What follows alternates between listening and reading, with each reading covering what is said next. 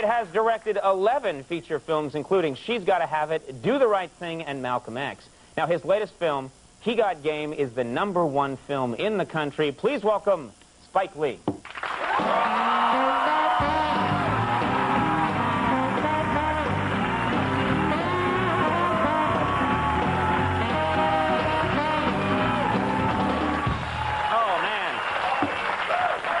Now, we got to, it's only right that we'll talk about the movie in just a second, but you are the biggest Knicks fan in the world. I don't know about that, but... Well, one of the biggest.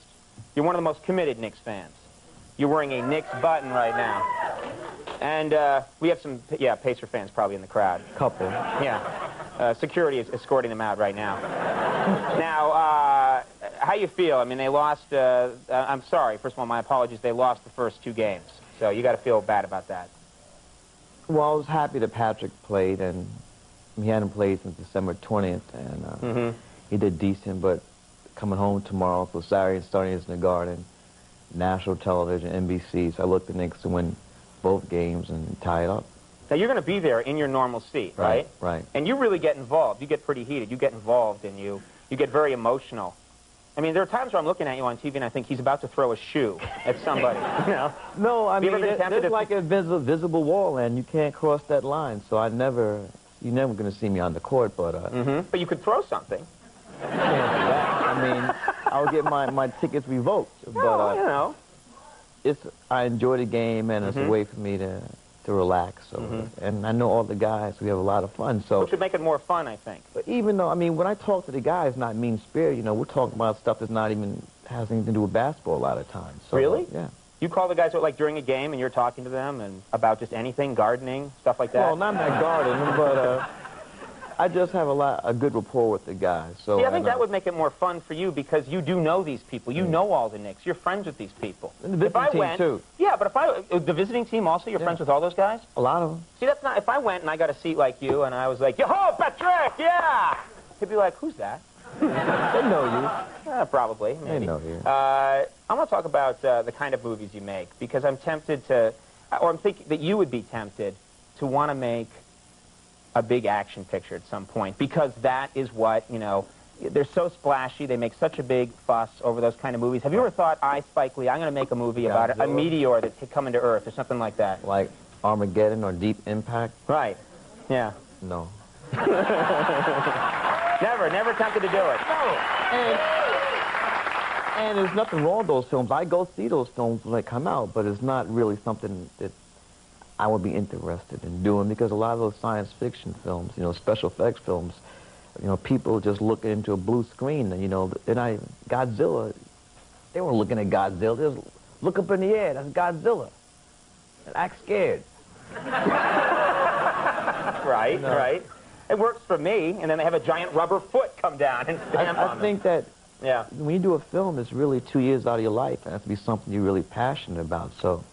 Well, speaking of which, you've done a movie about basketball. I was thinking about this. It's got to be a nice dream for you, because you got to work with some NBA players.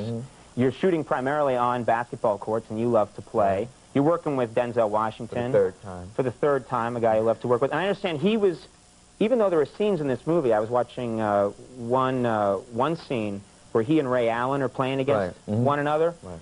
And Ray Allen, of course, an NBA player. That's Milwaukee Bucks. Denzel looks like he's really competitive with this NBA player. Played basketball. He's an athlete. He played JV team at Fordham University, and his coach was the infamous P.J. Clarissimo. He's the one that got choked by Latrell Sprewell. That's so sad. That's his claim to fame now. Now it is. Know? After all these years and all this hard work, I'm sorry, the name doesn't ring a bell. No, this. Oh, you. That guy. That guy. He does that when they don't, you know, take his American Express card. He's like, no, me.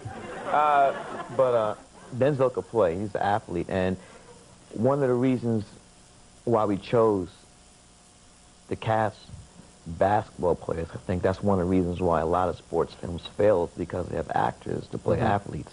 And in football, baseball, boxing, I think you're more apt to get away with it, but it's very hard. It's hard to fake it. To fake basketball. I mean, if you cast an actor, you have shots where somebody shoots, the ball leaves their wrist, and you see then a cut, and the ball goes through the hoop. You know, that you don't want to do it like that at all.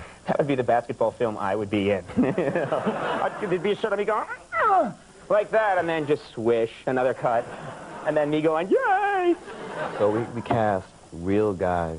Right. And we felt it would have been a bigger risk to cast an actor than cast a ball player. And Ray Allen, who plays the lead Jesus, he worked with a great acting coach. Her name is Susan Battens for 8 weeks, 5 days a week, 8 hours a day. She would work with him. So when we began to shoot, he would be ready. Now, how competitive? I heard that Denzel on the set really wanted to try and get points. Yes, in the script. In the end of the movie, they have a climactic scene where father faces son.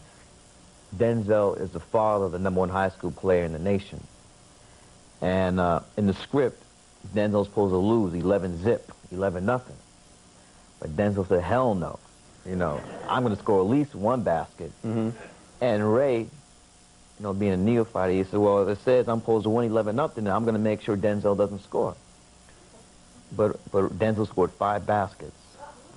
Well, some of them were lucky, but they, you know, it still went in. And Ray, there was a couple of ones where he just threw it up. And Ray was mad because he knows that when the movie come out, he will hear about it from all the guys in the league. I would think so. Well, we have a clip here. I think it's the clip that you're talking about. Yes. This is Ray Allen is Denzel Washington's son, and this is a climactic scene where they have to play each other, and the stakes are pretty high. And let's take a look at this clip. Check.